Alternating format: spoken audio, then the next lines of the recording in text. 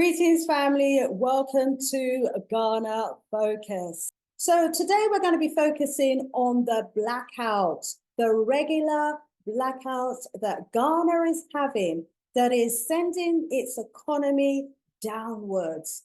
Now, this is not unique to Ghana because, of course, there are many African countries that are experiencing power rationing, electricity cuts, power outages.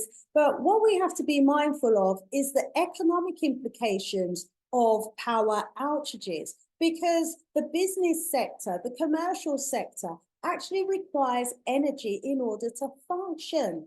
And Ghana, and at the heart of Ghana's situation and Ghana's challenges is the fact that it signed some contracts with some private sector energy companies for them to produce energy for the country on the basis that they will pay for the energy whether they use it or not. And this happened at a time when the country was growing. But because of the energy challenges, the country started to contract. It began to, companies began to have to lay off their employees, unemployment went higher, businesses just couldn't function without stable electricity. And by the time the government stepped in to address this situation, there was high inflation, high unemployment, and the demand for electricity went downwards. Even though the demand for electricity went downwards, the country was faced with having to pay extortionate sums of money to these private sector energy companies because the contracts that they had signed required them to do so, whether they use the energy or not. These contracts were called take or pay bases. Whether you take it or not, you're going to pay for it. Wow, wow, wow. As a result, I've got here that one time the Ghanaian government was paying 500 million to that's 2.5 billion Ghana cedis annually for the power generated by these private sector companies that the country wasn't even using. Wow, wow, wow. What does that suggest? How can a country find itself in a situation where it signs that sort of contract, where it makes that sort of agreement with private sector companies and are not in a position to get out of it? And now the country is faced with light shortages, light outages, energy shortages, and it's threatening competition, it's threatening their economy, increasing misery in the country. Let me bring in my guest for today, Brother Kwame Osei, to talk to us about the situation in Ghana. So I'm joined by my special guest, Kwame Osei, who is a Ghanaian-born historian, writer, social commentator, podcaster, and a business person. And he's been researching and studying African history for nearly 25 years. He's been on tours to Egypt, India, Australia, and he's been analyzing the African origin of these countries, but has a particular interest in his home country, which is Ghana.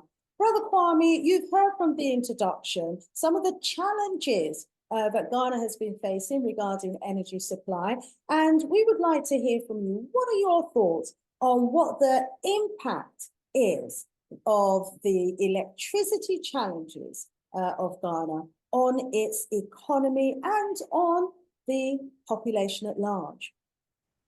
Yeah, so thank you for that, Master Sishri. So greetings to all of the viewers and listenership out there.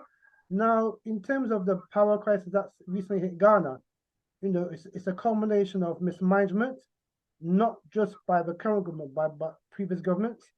Also, it's the case of the debt that has accumulated over the past 10, 15 years, that Ghana has not paid its debts to the independent power providers, and also the Nigerian government, who supplies the West African gas pipeline to Ghana via Nigeria.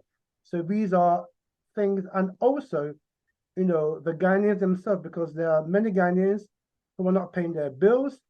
Some big corporations are not paying their bills, and also, there's a lot of Ghanaians who are doing what we call illegal connections, so that they are illegally connecting electricity to their premises, and also there's also theft of electricity meters.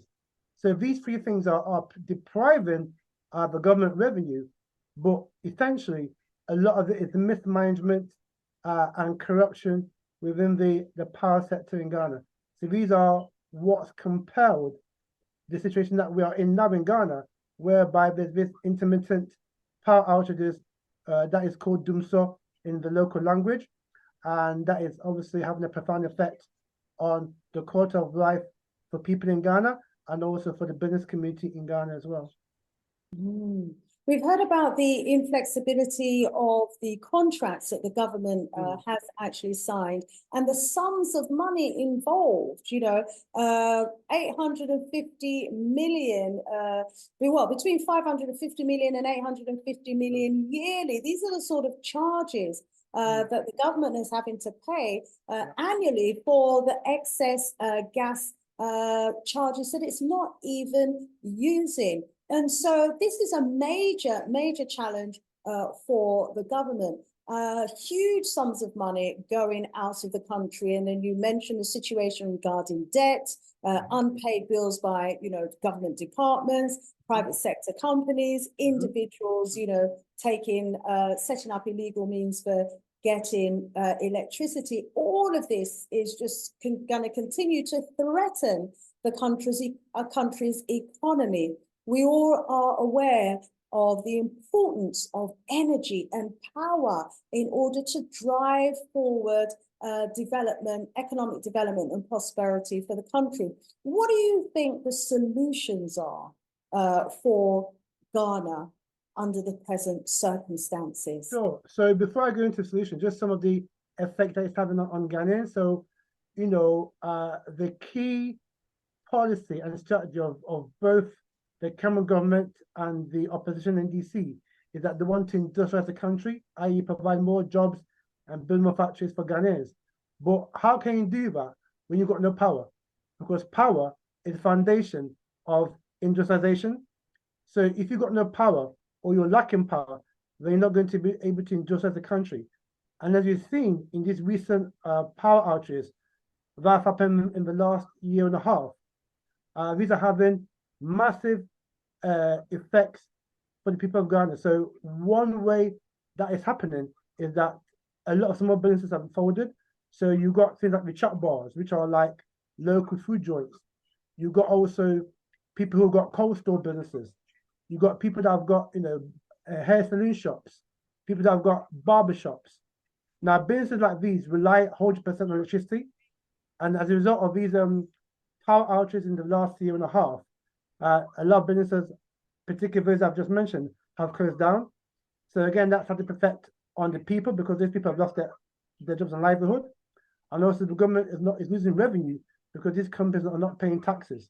So aside from that, you've also got these big companies who are having to lay off staff because they've got to balance their books. So if they're losing man hours or woman hours or production labor hours because of lack of electricity, then obviously they're not getting the income that they're getting or that should be getting. So therefore, this then transpires that they've got to lay off staff in order to cover their costs. So, as we can see, this has had a profound effect, not just on government revenue, but also on the livelihoods and also the business community in Ghana. Now, going forward, some of the solutions that Ghana can do is you mentioned the colossal figures of paying the IPP, the so-called independent power producers, in the region of either $1 billion. Now, why doesn't the government of Ghana invest in solar? Ghana is blessed with sun 24/7, particularly in the dry season. Yeah, the government should be using the natural energy of the sun to harness power. So even in the UK, where I am right now, there's solar farms. If you drive down Oxfordshire, Cambridgeshire, you go up north to Leeds, there's solar farms. Yeah, why can't the government of Ghana invest in building solar farms in specific areas of the country, be it northern Ghana, be the eastern region, be the central region, to A, generate the electricity that we need, B, and also create jobs. So we talk about green economy. This is a classic example of government of Ghana, creating a green economy by investing in solar energy that can create jobs for people. Also, what government of Ghana can do is invest in wind turbines. So on the coast of Ghana, which is on the Atlantic Ocean, it can get very, very windy.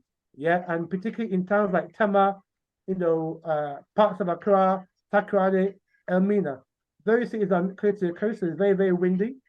So what the government can do is build wind turbines in very strategic cities, and that will allow the wind to actually generate power from those wind turbines, and that can be used to generate power for Ghana. And lastly, what Ghana can also do as well, and this is to do with basically the car industry in Ghana, is to invest in what we call biofuel. So we could use certain plants out there that we've got in Ghana, like Jaffa plant, to actually invest in biofuel so that we don't need to depend on oil and gas for our cars. We could use this bioenergy, right, to create power that could be used for our cars, meaning that we've got surplus energy that we can use for business and residential usage.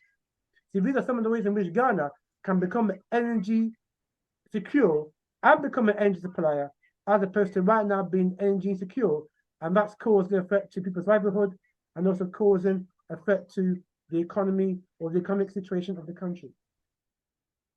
Thank you so much for those suggestions. I certainly hope that someone in a position of power in Ghana is actually listening and incorporate some of these suggestions into the government policies, because those suggestions for alternative means of creating energy form the framework that will bring about a U-turn and an upward trajectory in Ghana's economy. We want to see, energy problems and the energy crisis a thing of the past. We want to see economic growth and expansion coming to Ghana and the rest of Africa, because, development is what is needed for the country and for the people as well. And so we certainly hope that, policy decision makers will be encouraged to consider moving in this direction so that the country can grow its energy infrastructure. There is a direct correlation between energy and economic development and economic growth,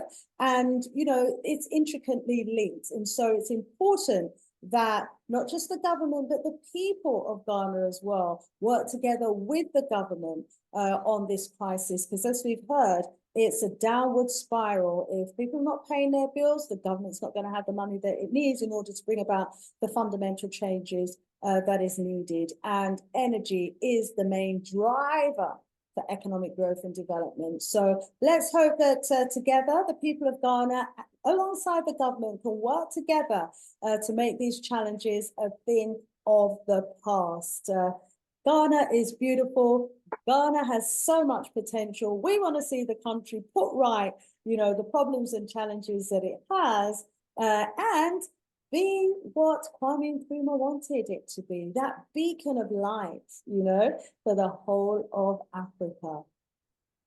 Brother Kwame, thank you so much for sharing your wisdom with us. And we look forward to you joining us again on the next Ghana Focus. And family, we want to hear what your views and thoughts are regarding the dim sum situation in Ghana. What do you think the government ought to be doing? We welcome your suggestions and ideas. And if you're not already a subscriber to the channel, please do subscribe. Sister Shanice and Brother Kwame out of here for now. Bye for now.